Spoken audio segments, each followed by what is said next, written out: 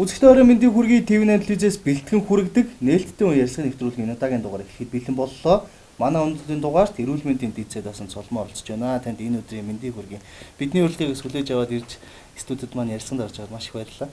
За, ингээд нэвтрүүлгээрээ дамжуулаад Монголынхаа нийт ард түмэнд эрүүлэг сайн сайхан бүхнийг өсөн өрөөж энэ оройн мэндийг хүргье. Тэгээ манай нэвтрүүлгийн нэр маань бол нээлттэй өнгө гэдэг нэвтрүүлэг байгаа. Тэгээ таныг бас илүү нээлттэй ил тод сайхан ярилцах хаа гэж найдаж байна. За мэдээж таныг бас эрүүл мэндийн салбарт сайд байсан үний хувьд бол сүүлийн үед эрүүл мэндийн салбарт үүсэж байгаа асуудлуудын талаараас ярилцъя гэж бодлоо л тоо. Саяхан бол бас Улаанбаатар өвчнөр бол маш олон хүн өвдлөө, өчнөө олон айлын нэлэх нойтон хүүхдүүд бас хоромсалтаагаар хороогоос явсныг юм харамсалтай үйл явдлууд боллоо л. Энэ нь Улаанбаатар өвчний тархалт дэгдэлт юунаас болоод гараад байна. Ялангуяа 18-аас 35 насны залуучууд маш их тусч байна гэсэн юм мэдээллийг бол салбарын байгууллагуудаас өгöd байгаа шүү дээ. Тэгэхээр яг түүхээс эхлэе л та. Тэгэхээр Улаанбаатарны вакциныг бид 1973 оноос эхэлж нэг тунгаар тарьж эхэлсэн. Тэгээд 1989 оноос бол 2 тун болгож өргөжүүлсэн юм аа. Тэгээ энэ хугацаанд яг 20 жилийн хугацаанд бол яг өнөөдрийн өвчлснөөс жилд нэг 400 хэд-дэс 700 хүн өвчлөдөг байсан бол энэ сүүлийн нэг жилд бол 2300 орчим хүн одоо өвдөхөөр те ийм одоо 7 дахин их хэмжээний өвчин одоо халдвар бол авсан байна шүү дээ хүүхдүүд маань. Тэгээ энэ халдвар аваад өвчилж байгаа хүүхдүүдийн 0-8 настай сартай хүүхдүүд бол нийт нас баралтын 80% эзлээд байгаа. 7 хоногийн өмнө бол нас баралтын ойролцоогоор 0.3% байсан бол одоо 4% төрсөн байна гэсэн ийм мэдээлэл гарч байна. Тэгээд мөн бас энэ халдвар авах өвчлөж байгаа хүмүүсийн 18-аас 30 настай залуучууд маань бол 48% эзлээд байна. Энэ юунаас бас шалтгаалаад байгаа гэхээр түрүүн дурдсан 89 оноос эхэлж бид 2 дунгаар энэ вакциныг хийж эхэлснээс хойш жил болгоныг 10-аас 15 мянган хүн бол энэ дархлаажуулалтанд хамрагдахгүй явсаар тэр та хуримтлагцаар тэр үед 2 настай байсан 8 сартай 9 сартай байсан хүүхдүүд маань өнөөдөр 18-аас 30 настай 27 настай 28 настай болсон байна. Тэгэхээр дархлаажуулалтанд хамрагдаагүй хүмүүс маань энэ өвчлсөн хүмүүсийн маань бас дийлэнх хувийг эзлээд байгаа юм л да. Тэгээд дархлаажуулалтыг бол Улаанбаатарны дархлаажуулалтыг 8 сар 9 сартаад нь бол ерөнхийдөө хийдэг. Тэгэхээр нэг өсөндөө бол Улаанбаатарны дархлаажуулалтын вакцинд хамрагдаж чаддаг хүмүүс маань явж хоримтлагдаж явсараа тархалт нь гинт нэмэгдэн гутал дагаад бол олон хүн өвчин халдаад ингээд олон бол Улаанбаатараар өвдөж чинь гэж ойлгож болох юм тийм ээ. Тийм учраас одоо энэ Улаанбаатарны асуудал дэгдснээс хойш одоо нэлээд газар авчих шүү дээ тийм. Засгийн газараас бас арга хэмжээ аваад 683 мянган хүн тун вакциныг захиалчаад байгаа юм билээ. Тэр вакцины хараахан ирээгүй байгаа. Ер нь бол 18-аас 30 насны бүхий л хүмүүстэй энэ тархилгыг хий гэсэн ийм зорилттой байгаа юм билээ. Төрөнд нь дархлаажуулалт хамарсан хамрагдаагүй хамаагүй. Тэгээд ер нь ачаал их байна л да. Халдвар судлалын үндэсний төвд гэхтэл өдөрт бараг 300-аас 380-аас 400 хүн өдөр эрэх тусам бол хандж байгаа хүмүүсийн тоо ихсэж байна. 280-аас 300 орчимд нь эмнэлэг зүүн одоо оншин тавьж Улаанбаатар гэсэн онш тавьж байгаа юм билээ. Тэгээд хүн дэвтэр хүмүүсийн тэнцэн авч имчилж байгаа. Зөвхөн одоо эрчим дэмжлэгийн 10 орон дээр гэхтэл өнөөдрийн байдлаар 23-аас 24 хүн байх жишээтэй ийм их ачаалттай ажиллаж байна. Саяхан бол бас засгийн газрын тэргүүн Улаанбаатар өвчлөлийг бол энэ цахим сайтууд захимаар бол их сенсацлаад байна. Тэрнээс бол байдал бол тэгтлээд ортчиг байна гэсэн мэдээллийг хийсэн. Энийг ер нь та юу гэж харж байна? Асуудал бол маш тодорхой байна шүү. Энэ асуудал бол үнэхээр гамшигын хэмжээнд хүрчээд байна шүү дээ. Бид 2008 онд одоо хамтарсан засгийн газрын үед бол судалгаа хийсэн юм аа. Дархлалтын судалгаа. Тэрүүгээр бол юу гэж гарч ирсэн бэ гэхээр 2015 онд Улаанбаатарны дэгдэлт үүсэх магадлал байж болцсохгүй юм гэсэн юм судалгаа хийсэн. Тэгэхээр яагаад судалгаа хийдэг вэ гэхээр ялангуяа эрүүл мэндийн салбарт тухайн одоо өвчнөөс өрчин сэргийлэх арга хэмжээг авах тэр нөөц бололцоогоо бэлдэхтэй энэ дээр ашиглах гэж л одоо гол судалгаа хийдэг шүү дээ. Гэтэл энэ засгийн газар энэ судалгааг ойшооч үзээгүй.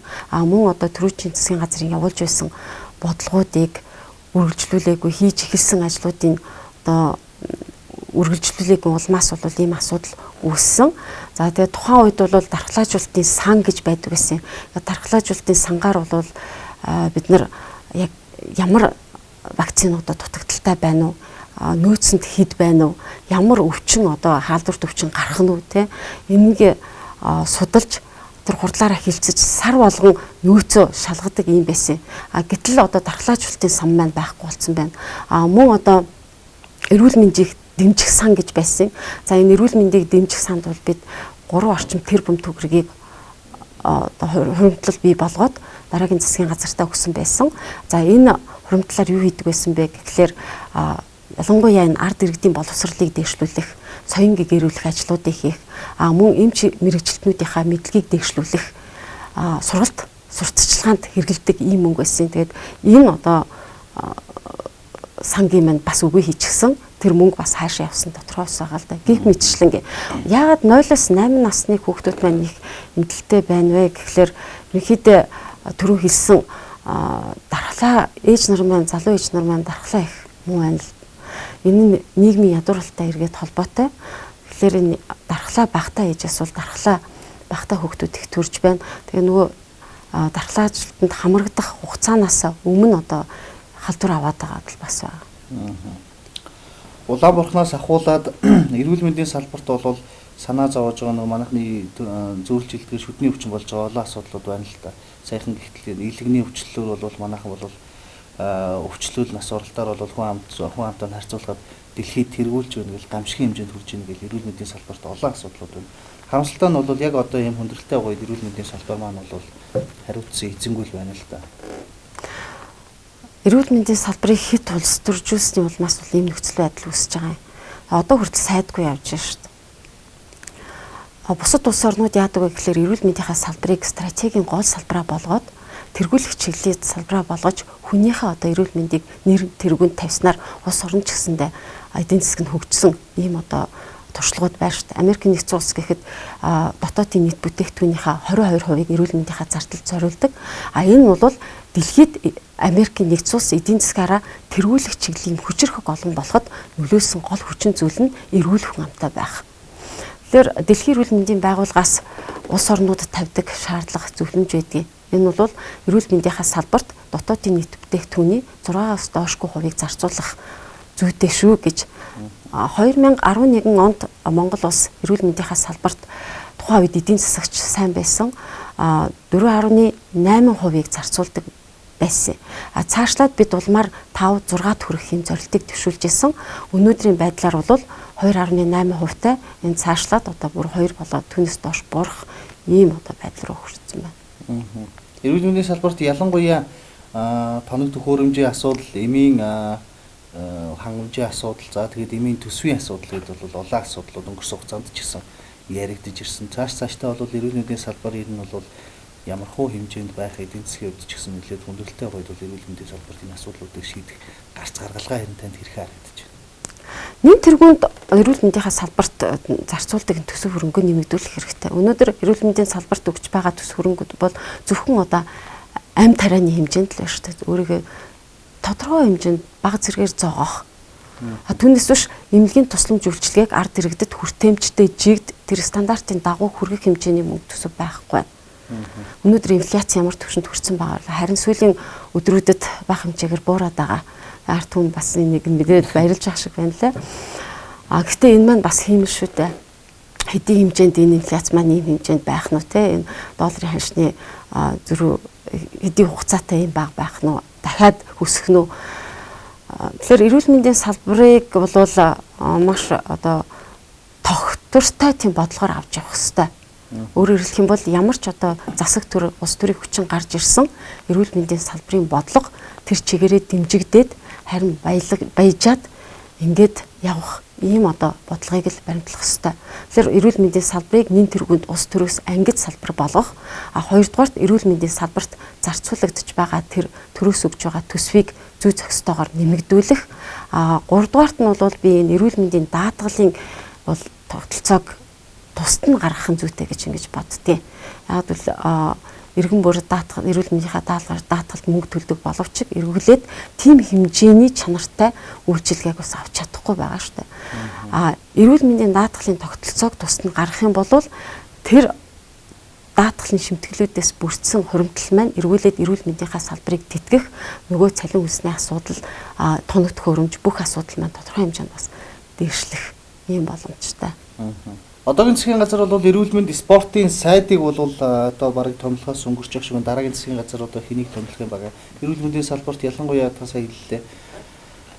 Яг мэрэгжлийн боловсон хүчний сайд дараагаар нь томилоод эрүүл мэндийн салбарт тулгамж байгаа асуудлуудыг бас өөр ажиллаад үзсэн мэддэг юм хүмүүсийг томилуул бас их зүгээр юм уу гэсэн санаачлаг бол байнга гарч идэг. Энийг та харин дэмждэг үү? Тэгэлгүй яг эрүүл мэндийн салбарт бол ерөөсөн мэрэгжлийн хүн байх ёстой л гэж боддог. Мэрэгжлийн хүн байж тэр одоо яг хүний эрүүл мэндийг харьцдаг, тэрийг сайжруулахын төлөө өөрийнхөө оюун ухаан амьдралаа зориулдаг, тэр тулгамдж байдаг, тэр бэрхшээл юмыг өөрийнхөө биеэр мэдэрч байдаг тийм хүн энэ салбарыг ойлгоно гэхээс биш зүгээр нэг өөр салбарын хүн болол энд орж ирээд салбарыг удирдах чаддгүй юм байна гэдэг нь бол одоо ингээм амьдрал дээр нотлогдож батлагдаж байна шүү дээ. Эрүүл мэндийн салбарт эрүүл мэндийн салбарын бус хүн орж ирэхлээр л эрүүл мэндийн салбарыг асар ихээр ус төржүүлдэг. Тэгэхээр хамгийн ус төржиж болохгүй салбар бол эрүүл мэндийн салбар. Тэгэхээр ер нь бол эрүүл мэндийн салбарт хамгийн гол цөм гол ажлыг нугалж байгаа хүмүүс нь бол мэдээж хэрэг эмч мэрэгчлэтнүүд байгаа шүү дээ. Саяхан бол бас эрүүл мэндийн салбарын салбар зөвлөлийн байгууллагуудаас нь үйлдвэрчний хэвлэлийн байгууллагуудаас нэг айхтар сүртэй мэдээлэл хийлээ л дээ. Эрүүл мэндийн салбар бол шинэ батлагдсан эрүүгийн хуулиар бол эмчнэрийг шорон оронд хороод одоо бараг эмчнэрийг шоронгоор дүүргэх нэ л гэдэг ийм байр суурийг илэрхийлээд байгаа. Та энэ энийг юу гэж харж байна? Эмч мэрэгчлэнүүдэд ийм хуулийн хариуцлагыг нь хит өндөр тавих. Тэгээд тэргүүрээ дамжуулаад бол нөгөө нэг мэрэгжлийн чиг үүрэгтэй эрсдэлтэй ажил хийдэг хүмүүс шүү дээ. Тэр ажлууд нь бол эргээд тушаа болох юм зүйл болчих үү гэж боломжтой байгаа хүмүүс байх шиг байна л та. Тэгээ эрүүгийн тухай хуулийн 15-ийн 1-д бол энийг маш тодорхой заасан байгаа л да. Энэ эргүүлээд яг эмч нараа яг уу эмч нар бол угаасаа хариуцлага алдах ёсгүй ийм мэрэгжил маш өндөр хариуцлагатай. Дэлхийн бүх улс орнуудад хэрвээ эмч хүн хариуцлага алдах юм бол хамгийн хүн дээр шийтгдэг ийм л одоо мэрэгжил. Зарим судлаачид энэ эмчийн мэрэгжлийг болвол энэ онгоцны хариуцлагатай дүүцүүлж ингэж харьцуулт юм байла. Яг эмнэлгийн энэ салбарын одоо хариуцлага бол түүнээс ч илүү хариуцлагатай юм салбар байдаг. Тэгээ би энэ хуулийг гарснаас хойш бас бодоол гэсэн яагаад ийм хууль гаргаж байгаа юм бол доо хэрвээ одоо энэ салбарыг мэрэгжлийн хүн удирдах байсан бол арай ч ийм хууль гаргачихгүй байсан байх байсан багтаа гэж маш их бодож санаа зовж исэн. Тэгээд энэ 9 сараас эхлээд энэ хууль маань хэрэгжиж эхлэх болоод одоо хугацаа маш богино дэрэнгууд би нэлээх одоо санаа зовж гисэн л да эмч хүний хувьд ч тэр мөн энэ салбарыг тодорхой хэмжээнд удирдах явсны хүний хувьд. Тийм учраас олон улсын эмч нарын өдрөөр би энэ асуудлыг нэлээд хугацаа гаргаж ирсэн бас одоо сонин сэтгүүлч гэсэн ярилцлага өгч ирсэн. Тэгэхээр хэрвээ энэ хууль ямар нэгэн одоо наривчилсан зохион байгуулалт одоо гүгээр дагалдах хууль тогтоомжгүйгээр хэрэгжээд эхлэх юм бол эмч нарыг ажлыг хийлэхгүй байх тийм хэмжээнд хүрэхээр л хууль байгаа байхгүй. Өөрөөр хэлэх юм бол юундарч одоо үндслээд тэр эмчийг буруутгах ийм одоо байдлаар хийгдсэн хууль. Ямар тохиолдолд эмчийн үйл ажиллагаа буруу хийгдсэн гэж үзэгдээд хуулийн одоо шийтгэл хүлээх вэ гэхлээр тэр цаанаас өгөгдсөн цохих стандартыг санаатаагаар зөрчсөн буюу тэр стандарт эмчийн буруугаас болж зөрчигдсөн тохиолдолд эмчийг буруутаад тооцдог. Бус улс орнуудад энийг яг ингэж одоо авч үздэг. Тийм учраас яг шүүхийн өмнө яг энэ хуулийн өмнө эмч хүн бол өөрийгөө өмгөөлөх тийм боломж нь маш одоо хомс байдаг учраас дэлхийн улс орнуудад бол энийг маш наривчлан хуулиар зохицуулсан байдаг. Мөн одоо даатгалын тогтолцоогоор нь дамжуулаад зохицуулалтыг хийсэн байдгийг. Өөрөөр хэлэх юм бол эмчийн иргэний хариуцлагын хуулийг даатгалын тогтолцоог бий болгож тэр эмчийн одоо гаргасан алдааг даатгалын одоо байгууллага нь судалж үзээд буруутай гэж үзэх юм бол тэр эмчээс одоо тэр зүй ёсны хариуцлагын нэхэмжлэлийг гаргаж ирдэг юм байгаа л да. Тэгэхээр шүүгч бол өөрөө эмч хүн биш учраас би юу гэж боддог гэхээр шүүхийн шийдвэр гаргахаас өмнө эхлээд мэрэгжлийн байгууллагын санал оноог шийдвэрийг харгалзаж үзэх хэрэгтэй. Тэгхгүйгээр тэр шууд одоо эмчийг болвол одоо буруутгах тийм одоо яаж шийтгэл онох бол зүйтэй биш. Тэрийг яг хуулийг хэрэгжүүлэх тэр наривчилсан бүх одоо дагалдах баримтчгүүд нь гарсан байх ёстой л гэж үздэг. Түүнээс биш эмчийг одоо буруу үйлдэл хийцэн багт нь өмөрөөд байгаа асуудал биш л дээ. Тийм учраас эмч хүн бол угаасаа тангараг өргөсөн одоо ийм мэрэгжил байдаг учраас аливаа алдааг гаргах ямар ч эрх байхгүй, гаргасан алдаа нь эргээд хүний эрүүл мэнд амь настай холбоотой байдаг. Эрүүл мэндийн салбарын тухайд яг харахгүй тулгамдж байгаа олон асуудлуудыг цаашаа ч гэсэн шийдвэрлэх шаардлагатай, өөрчлөх, шинжлэх шаардлагатай юм олон асуудлууд байна гэж ойлголоо. Эргээд хоёлаа улс оронд өнөөдөр улс төрийн нөхцөлөд талаараас нэлттэй ярилцээ тийм үү? За би саяных тэр дахиад нэг юм хэлжээ. Тэгэхээр тэр стандарт зөрчигдөн гэдэг маань өөрөө дан ганц эмчийн буруугаас олж өртөгдөхгүй шүү дээ. Яг бол эрүүл мэндийн салбар гэдэг маань дандаа бусад салбараас асар их одоо хамаарч байдаг, шалтгаалж байдаг ийм салбар. Өөрөөр хэлэх юм бол бусад салбаруудын үйл ажиллагааныхаа явцад бүтээсэн өвчин гэдэг бүтээгдэхүүн нь эцсийн одоо шатан дээр эмнэлгийн байгууллага буюу эрүүл мэндийн салбарт л ирж тэр бүтээсэн бүтээгдэхүүнийг эрүүл мэндийн салбар эмчилж одоо засаж залруулах гэж оролдог ийм салбар. Тэгэхээр тэр стандартыг одоо алдахад одоо хүрэх юм уу эсвэл тухайн одоо өвчтөнд үйлчлүүлэгчдэд иргэнд учруулсан хохирол юунаас болж вэ гэдгийг маш нарийн судлах ёстой л да. Жишээлбэл эмч маань одоо өнөөдрийн асуудал дээр яриа л да. Улаанборхон өвчнөд игдсэн байна. Хадвар судлалын үндэсний төвийн эмч нар маань нойр хоолгүй ажиллаж байна. Тэдний авч байгаа цалин хэд вүлээ? Нийгмийн хангамжийн асуудал нь ямар хэмжээнд шийдэгдэж байгаа бэлээ? Тэр хэрэгцээтэй материал тунагт хөрөмж байна уу? Дээрээс нь ирж байгаа хүмүүсийн биеийн байдал нь ямар хэмжээнд байгаа юм те гэх мэтлэнгээ тэр яг стандартынхаа дагуу үйлчилгээгээ явуулах гэж тэр хүн хичнээн цаг ажилласан. Тэр хөдөлмөр хамгаалтын одоо нөхцөл байдал нь бүрдсэн юм уу? Тэр тунагт хөрөмжөөр нь хангацсан юм уу? Гэх мэтлэнгийн олон асуудлууд байж иж энэ стандарт бол зөрчигдөхөд хүргэдэг. Тэгэхээр энийг л маш зөв зүйтэй оншилж гаргаж ирж маш зөв шийдвэрийг гаргасаа л гэдэг талаас нь одоо манай эмч нарч тэр үйлдвэрчний байгууллагын ч тэр санал бодлоо хэлж байгаа хаа л гэж ингэж бодож байна. Ер нь бол энэ эрүүл мэндийн даатгалын тухай хуульч тэр сая яригдсан эрүүгийн тухай хуульч тэр бусад салбар хуулиудад бол эрүүл мэндийн салбарын мэрэгжлийн эмч мэрэгчлэнүүдийн яг тэр ажил хуулийг боловсруулж байгаа ажлын хэсэгт орох тэр нөхцөл бололцооны хийдийн зарим тохиолдолд бол яг эрүүл мэндийн салбарын мэрэгжлийн эмч мэрэгчлэнүүд бол тэр хууль боловсруулж байгаа ажлын хэсэгт тун баг оролцсон энэ гэсэн ярианууд жинэх байдаг шүү дээ. Энийг бол бас илүү төлхөө эрүүл мэндийн салбарынхаа зовлон жаргалыг ойлгодог, асуудлаа мэддэг хүмүүсийг нь хууль боловсруулах ажлын хэсэгт илүү төлхөө оруулах хэрэгтэй юм шиг байна. Яг эрүүл мэндийн салбартай холбоотой хууль тогтоомж. Тийм тэгэхээр эрүүл мэндийн салбартай холбоотой хууль тогтоомжийг заавалчгүй мэрэгжлийн одоо тэр салбарт ажиллаж байгаа хүмүүсээр нь хилцүүлээд амьдрал дээр яг ямар байх ёстой юм, амьдрал дээр нь яг ийм практик байсан юм уу, байвал яаж одоо энийг шийдвэрлэж байсан юм. Бусад улс орнуудын практикт энэ яаж тусгагдсан байдгийг маш олон талаас нь энийг нухацтай судалж үзэх хэрэгтэй. Ингэж байж одоо тэр хуулийг гаргах ёстой л гэж ингэж боддгийн. Тэгэхээр яг энэ хуулийн дээр бол одоо манай салбар эзгүйцсэн, манай салбарыг одоо бүрэн төлөөлөх хэмжээний тим одоо удирдагч тим хэмжээний сайд байсангүй одоо бол бүрч сайдгүй байгаа учраас энэ салбар маань одоо үнэхээр эзгүүрсэн буюу юм байна л гэж ингэж бодож байна. Жишээл тэр эмчийн одоо алдаа гэдэг маань зүгээр нэг жишээ дурдъя л да. Жишээлбэл Майкл Джексон тий бид миний баг бахаас л Майкл Джексоныг 150 наслнаа л гэж одоо сурталчилдаг байсан. Өөрөө ч тэгжилдэг байсан. Би бол 150 наслна гэж. Гэтэл тэр хүн 50 идэх наснда энэ хорвоогийн мөнхөөсийг орхилоо штэ. Тэр хүнийг яасан бэ гэхээр тэр Конрад Мюррей гэж эмчин стандартын бус нөхцөлд стандарт бус байдлаар тэр хүнийг эмчилж өөрөөр хэлэх юм бол нойрны эмийг тунгийг нь хэтрүүлж пропофол гэдэг эмийг өгсөн байгаа байхгүй юу. Тэр эмч стандартаа өөрөө мэдсээр байж зөрчсөн учраас тэр хүнд бол 4 жилийн хорих ялыг оноосон байдаг шүү дээ.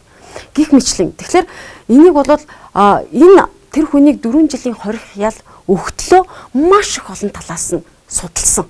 Ийм тохиолдолд яасан одоо тэр хэдэн зуун жилийн өмнө яадаг байсан, одоо орчин үед яадгийн яг ийм одоо нөхцөл байдалтай бусад улс орнууд яадаг байсан, яг ийм хэрэг үүсгэхэд нь ямар шийдвэр гаргаж ирсэн гэдэг маш олон талаас нь судалсны үндсэн дээр энэ хүнд бол энэ шийдвэрийг өгсөн байгаа л да. Тэгэхээр яг энэ одоо хуулийн заалттай бол нэлээд нарийн одоо дагалдах баримтчгүүдийг боловсруулахгүйгээр бол энэ зүгээр ингэж явж байгаа 9 сарын 1-ээс бол хэрэгжих боломжгүй. За хоёулаа эргээд сая ярьсан улс төрийн нөхцөл байдлыг хэрхэн яаж өрнөд байна гэдэг асуудлаар ярилцсан мэдээж улс төрчны хувьд бол танд бас дотроо бодож байгаа, дүгнж байгаа олон юм байдаг байлгүй. Энэ 7 хоногт бол яг харахгүй Монгол Ардын нам, Монгол Ардын хувьсгалт нам 2 9-ш нэгдэхүү гэдэг асуудал олонний харалт маш их хөртлөө. Улс төрд болж байгаа үйл явдал бол яг энэ сэдвт дарагдсан гэж хэлж болно. Тэгээд харамсалтай нь бол харамсалтай ч байх. Ер нь бол нэг өдрийн настай эвсэл явагдаад өнөөдөр бол Монгол Ардын намын аль ёсоор ингээд эвсэхгүй гэдгээ бах улаараа шийдвэрлээд мэдээлэл хийчлээ. Энийг ер нь та юу гэж дүгнэж харж байна? Монгол Ардын хувьсгалт нам бол манайх одоо анхнаасаа Монгол Ардын хувьсгалт нам байсан. Монгол Ардын намын одоо эхлэл болох Монгол Ардын хувьсгалт намаас гарсан л одоо хүмүүс байгаа ш. Тэгэхээр бид нар бол угаасаа нэг намын хүмүүс байсан, нэг угшралтай ийм л хүмүүс байсан. Тэгэхээр Монгол Ардын хувьсгалт намын жирийн гишүүд бол манай хоёр нам нэгдээсэ гэж асар ихээр хүлээж бид баг хурлаа хийж сууж яхаж гэсэндээ тэд нар маань сэтгэл нь их төгшөж баг бид ороод суучих уу хэмжээний ийм одоо хоорондоо харилцаа үүсчихсэн л да. Тэгээд одоо энэ он гарснаас хойш бол бид хамтрахын төлөө, эвсхийн төлөө олон хоёр талаас бас үйл ажиллагаануудыг явуулсан. Эх орончдын өдрийг, намынхаа баярыг хүртэл хамтарч тэмдэглэлээ. Ахмадууд маань ялангуяа маш их энэ асуудал дээр сэтгэлэн зовниж, зөвлөгөөнүүдийг ч өгж исэн. Хоёр талын намд байгаа ахмадууч хоорондоо уулзж исэн. Намынхаа бүх өтөрдлгүүдтэй ч уулзаж санаа бодлоо солилцож исэн те. Манай намын хувьд бол одоо энэ асуудлыг маш их эргээр хүлээж авч өдий ботлол 10 удаагийн уулзалтыг хийсэн байт юм байлээ. Одоо энэ баг хурал болтол. Тэгээ уулзалт болгоноороо бол тодорхой асуудлыг ярилцаад шийдэл төрөөд дараагийн уулзсан дээр бол тэрийг илүү одоо юу гэдгийг боловсронгуй болгож ингэж яваад хамгийн сүлд маш тодорхой тохиролцоонд хүрсэн. Гэтэл Монгол Ардын хувьсгалт нам бол эцсийн мөчөд бол өөрийнхөө хэлсэн яриа хийсэн хилцээрээс няцаж иймэрхүү байдалд хүргэлээ л дээ. Тэгэхээр 3 хоногийн одоо төвчээргүй те хэлсэн ярьсандаа байж чадахгүй ийм нам болвол цаашдаа улс эх орноо хамтран өдөрдөн жолоодох энэ их том одоо үйл хэрэгт одоо хамт явж чадахгүй гэдэг асуудал бас гарч ирсэн л дээ. Тэгээд зөвхөн одоо сандал ширээний маш явцсан үзэл баримтлалынхаа одоо үзэл бодолтой байсны улмаас бол энэ хамтарч нэгэн том нэгдсэн фронтоор энэ сонгуульд орж энэ улс эх орноо өнөөгийн үүсэдээс байгаа энэ хямралаас энэ англаас гаргах энэ үйл хэрэгээс буцлаа л гэж ингэж манай намын гишүүд бол үзэж байгаа.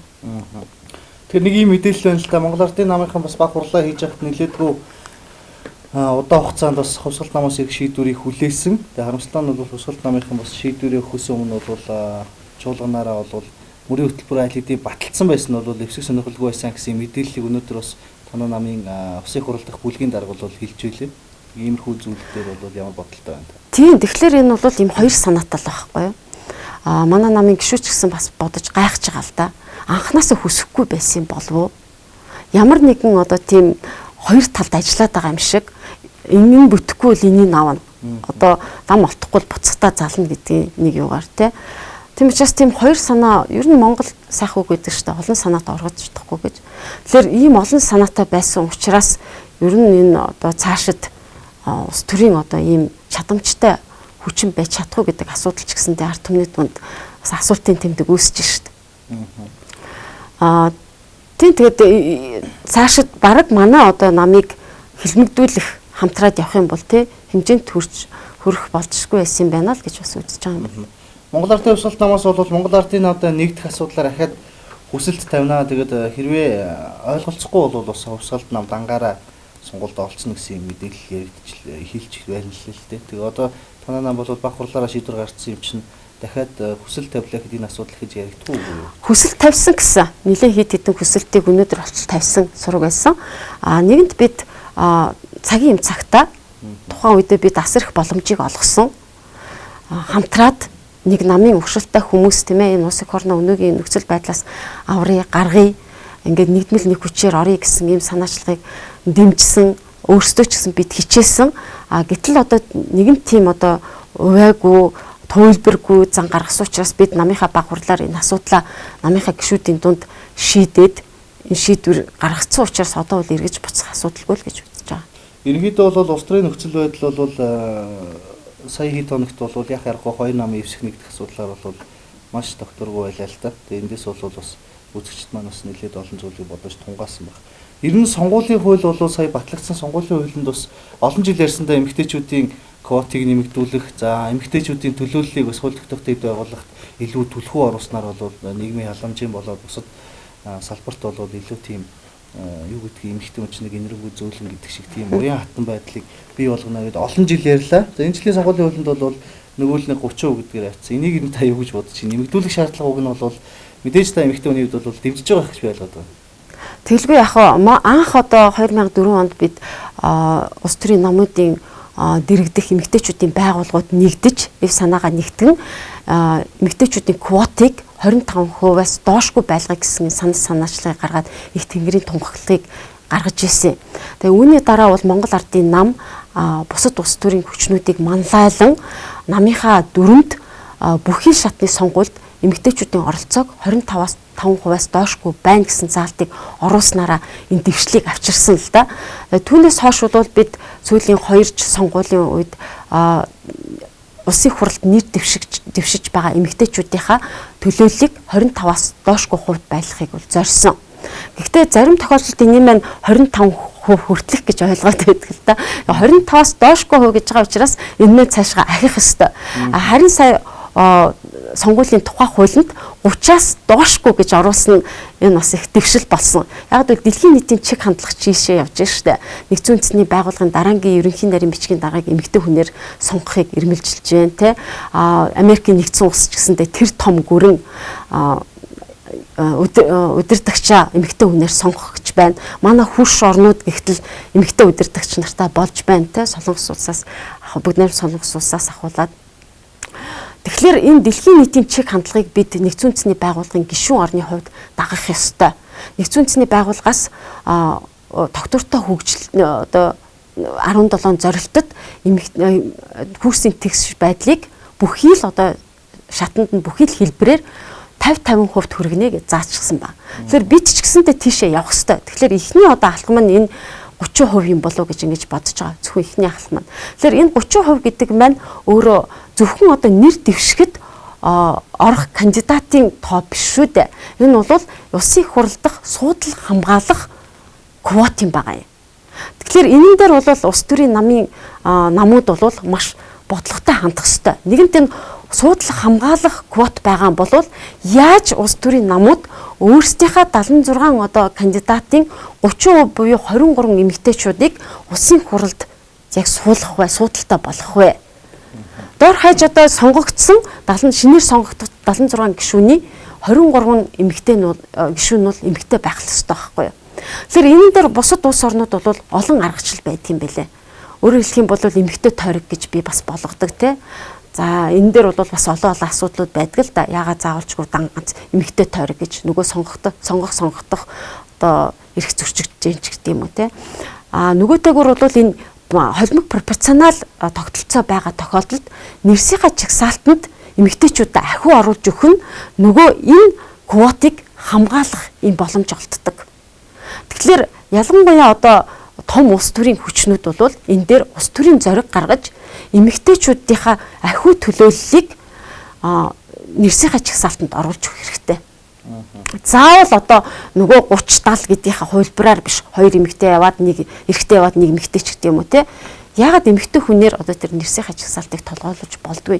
Ийм акцийг зоригтойгоор гаргаж чадах юм бол тэр нь цаашаа одоо яг жинхэнэ тогтож тэрэнд нь арт түмэн өөрөө бас төлөвшөж одоо тэр тогтолцоо одоо бүрдэх ёстой л гэж ингэж боддtiin л да.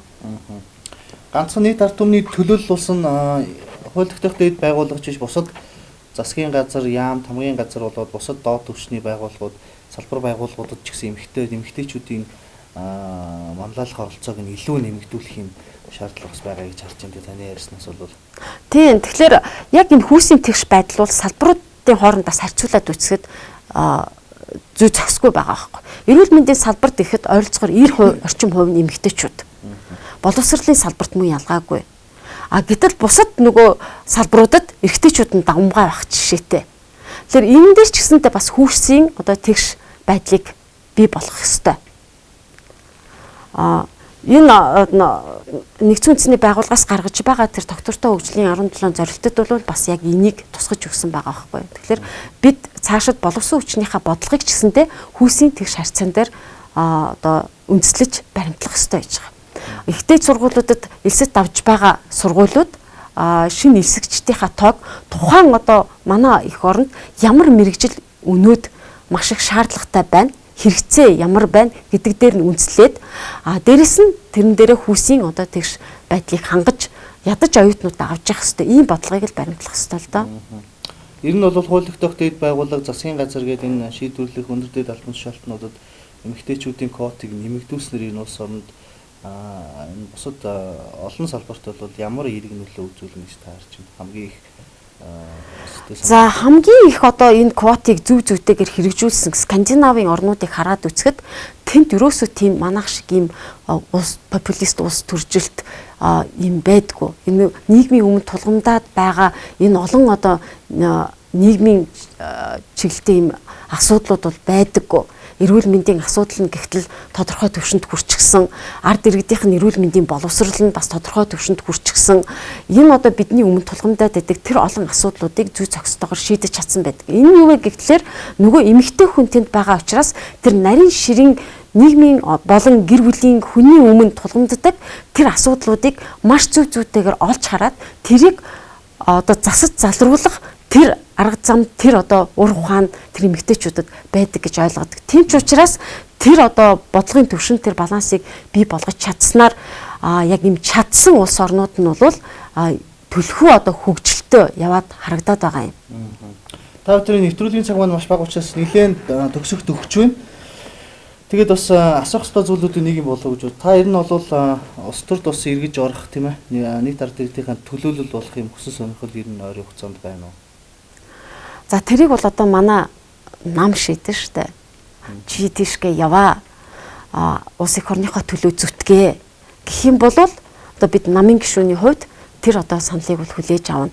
Гэхдээ ер нь бол альва өөртөө ихтгэлтэй өөрийнхөө одоо байгаа хүч тэр их одоо мэдлэг боловсрал оюун ухаан тэр ур чадвар юу гэдгийг тэр амьдралын туршлага энэ эх орныхоо төлөө энэ ард түмнийхээ зориулыг гисэн хэн болоо тийм хүсэл эрмэлзэлтэй хэн боловч ард түмнийхээ төлөө зүтгэхэд бэлэн ийм сайхан одоо тогтолцоо ийм арчлалын үед бид нар амьдарч байгаа шүү дээ. Тийм учраас хэн боловч л одоо заавал одоо улс төрд орж улсын хурлд нэр дэвшиж байж улс их орныхоо төлөө зүтгэдэг юм биш шүү дээ. Хүн болгон өнөөдөр өөрийнхөө хувь нэмрийг энэ Монгол орныхоо төлөө хөгжлийн одоо энэ том үйл явцад бол оруулж байгаа гэж ойлгодог. Тэгээд удахгүй манай нийгмийн арчил эмэгтэйчүүдийн холбооноос санаачлан социентерний Азийн бүсийн эмэгтэйчүүдийн хурлыг эх орондоо авах гэж байна. Тэгээд энэ нь бол бас Монгол улсын хувьд нэр хүндийг авчирсан ийм том арга хэмжээ болох юм. Тэгэд энэ хуралдааны үеэр бол бид Улаанбаатарын тунхаглал гэдгийг бол гаргана. За энэ тунхаглал дээр яг жинхэнэ одоо энэ Монгол улсын хэмжээнд энэ гендерийн тэгш байдал ямар байгаа юм. Энэ тогтвортой хөгжил гэдэг нь ямар төвшөнд явагдаж байгаа юм тийм ээ. Энэ тал дээр бол бүхий л одоо үүсэж байгаа асуудлуудыг маш нухацтай бусад улс орны жишг дээр тулгуурлан нарийн хилцэж одоо ярилцах ийм боломжос олдож байгаа. Тэгээд манай энэ хуралд бол 12 орны одоо зочид төлөөлөгч нар оролцож байгаа. Социентерний бүсийн одоо 3 дэд ерөнхийлөгч нар ирж байгаа. Тэгэхээр ийм сайхан одоо арга хэмжээ болох гэж байгаамаа. Бас энэ дээрээ бид нар одоо бүхий л асуудлыг авч хэлцэх ийм одоо бас боломж олдож байгаа. Ер нь сүүлийн үед манай улс төр дөрнөд байгаа үйл явдлууд бол маш олон л үйл явдлууд болж байна. Хүмүүс янз бүрээр л дүгнж байна. Та бас ер нь бол бас улс төрд байгаа эмэгтэйчүүдийн төлөөлөл гэдэг утгаараа эмэгтэй хүн гэдэг утгаараа ер нь манай улс төрд болоод байгаа сүүлийн үед өрнөд байгаа үйл явдлуудыг дүгнээд хэлэхэд ер нь юу гэж бодож байна, юу гэж харж байна? Танд ер нь юунд таалагдахгүй? За ер нь бол манай улс төр их тийм бохир яваад байгаа юм болов гэж боддیں۔ Улс төр маань дэндүү өнгөний болцсон юм уу тий? Улс төр гэдгийг одоо хин чамаагүй хаанаас чамаагүй орж ирээд мөнгөтэй болвол тэр улс төрийн хийчих болдог. Мөнгөтэй болвол одоо юу гэдэг тэр улсын их хурлын гишүүн болчдөг гэсэн юм нэг явцсан ойлголт үүсээд байгаа юм л да. Гэтэл энэ улс их орныхоо төлөө хөдөлмөрсөн тэр хүчин зүтгэл тэр их олж авсан ариун туршлага за тухайн одоо улс төрийнхаа намын төлөө тэр намдаа авчирсан хувь нэмэр гэл олон зүйлийг бас харгалзаж үзэх хэрэгтэй байх гэж ингэж бодоод байгаа. Тэгээ хамгийн одоо надад таалагдахгүй байгаа зүйл нь юу вэ гэхлээр энэ үндэсний эв нэгдлийг жинхэнэ утгаар нь одоо бутаргаж үгүй болгож байна. Энэ л одоо надад бол хамгийн одоо тийм хэцүү асуудал мэтэр санагдаж байгаа. Үндэсний эв нэгдлийг үгүй болгож бутаргаж гин гэдгээр бол ерөнхийдөө бас хэд намаас харилцаа болж байгаа гэж ойлгож байна. Хэд улс төрөөс харьяалттай хүмүүс бол маш их байна. Энэ нь бол эргээд бас нэг үндэстэй бид чинь 3 саяхан штэ. Энэ 3 сая хүн ам хичнээн намд хуваагдаж байна. Дээрээс нь янз бүрийн бие даагчд, янз бүрийн фракцууд хүн болгон өөрийнхөө бодсноор ямар нэгэн юмыг гаргаж ирэл энэ нь хамгийн зүйтэй, энэ нь хамгийн одоо боломжтой гэж энийг дэвшүүлээд байна штэ. Тэгэхээр чи энэ чинээс чинь үндэсний хөгжлийн тэр нэг тогтвортой хөгжлийн бодлого гэдэг чинь гарч ирэх юм боломжгүй болчиход байна.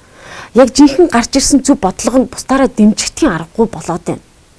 Тэгэхээр энэ л юу хэлээд байна гэхэлэр энэ 3 саяхан ард түмэнд дэндүү олдсон ийм одоо улс төрийн хүчнүүд, ийм их фракцууд, ийм их хэсэг бүлэглэлүүд бий болоод байгаа нь биднийг хооронд нь одоо талцуулж энэ үндэсний эв нэгдэл гэдэг юмыг анхуулах ийм юмд хүрэх вэ гэдэг нь надад одоо хамгийн их санаа зовоож байгаа л асуудал бас. Та бүхэн ярилцах цаг маань энэ түрээд өндөрлөж байна. Нэвтрүүлэг маань бас цаг нартай учраас олон зүйлийг асууж олон зүйлээр бас тартай нээлттэй ярилцмаар байлаа. Оролцоо нэвтрүүлгийн цаг маань энэ түрээд өндөрлөж байна. Тэгээд бидний урилгыг хүлээж авч ирээд нээлттэй сайхан ярилцсан танд баярлалаа. Цаашдаа ажил үсч амжилт хүсье. За баярлалаа. Ингээд одоо альва юм цаг хугацаа байдаг. Учраас ингээд нэвтрүүлэг маань өндөрлж байгаа шиг байна. Ерөнхийдөө бол эрүүл мэндийн салбарын өмнө бол олон тулгымдсан асуудлууд байгаа. Энийг одоо төр засаг анхаарч үзээд маш яаралтай энэ асуудлуудыг одоо шийдэж өгөөч. Тэгвэл өнөөгийн байдал дээр юу үсээд байна гэхээр ард иргэдэл хохирж байна штэ. За хүлээж байгаарай. Таансын эрүүл мэндийн асуудал яах вэ? Бид улс төрчдөд энэс илүү нэг чухал асуудлууд байна. Энийг шийдээд бид нар хилцээд завгүй байна гэсэн иймэрхүү дүр зургийг л одоо үзүүлээд байгаа нь бол харамсалтай байна.